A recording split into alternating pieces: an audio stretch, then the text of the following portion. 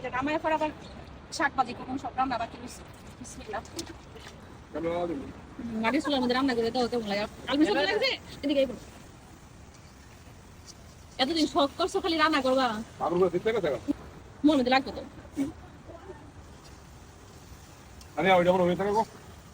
একটা মনে ডাউল রান্না করতেছে লবণ দিছো নি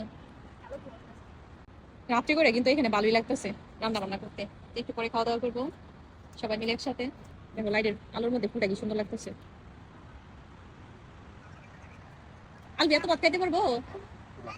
আম্মু ভাত না তুমি খাও সবাই একসাথে খাওয়ার মজাই আলাদা আইতাছি